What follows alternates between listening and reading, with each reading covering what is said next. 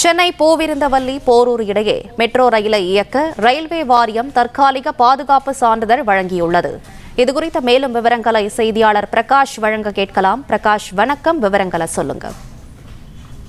சென்னையில தற்போது மேற்கொள்ளப்பட்டு வரக்கூடிய 2ஆம் கட்ட மெட்ரோ ரயில் திட்ட பணிகள்ல 3 வழித்தடங்கள் இந்த பணிகள் மேற்கொள்ளப்பட்டு வருகிறது. அதுல கலங்கரை விளக்கம் முதல் பூந்தமல்லி சுற்றுச்சாலை வரையிலான 26 கிலோமீட்டர் தொலைவுக்கு மெட்ரோ ரயில் பாதை அமைக்கப்பட்டு வருகிறது.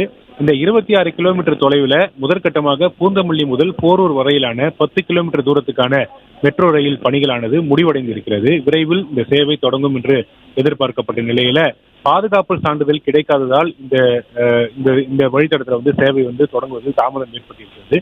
இதைத் தொடர்ந்து இந்திய ரயில்வே ஆராய்ச்சி வடிவமைப்பு மற்றும் தர நிர்ணய அமைப்பை சேர்ந்த அதிகாரிகள் முன்னிலையில மெட்ரோ ரயில் சோதனை ஓட்டம் சமீபத்தில் நடைபெற்றது.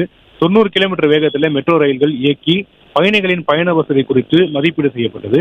பிரேக்கிங் தொழில்நுட்பம், தண்டவாளத்தின் தரம், ரயில் பெட்டிகளின் வசதி, பயணிகளின் பாதுகாப்பு, கட்டுமானம் குறித்த ஆய்வு மேற்கொள்ளப்பட்டு மெட்ரோ ரயில் பாதை சிக்னல் தொழில்நுட்பத்திற்கு ரயில்வே வாரியம் ஒப்புதல் அளித்திருந்தது.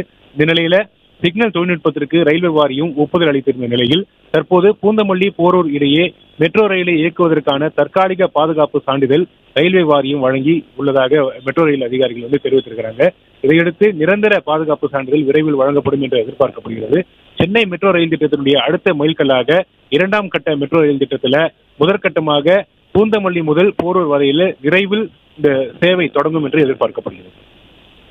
பிளே ஸ்டோர் மற்றும் ஆப் ஸ்டோரில் இருந்து பாலிமர் செயலியை QR கோடு மூலம் பதிவிறக்கம் செய்யுங்கள். செய்திகளை உடனுக்குடன் பெறுங்கள்.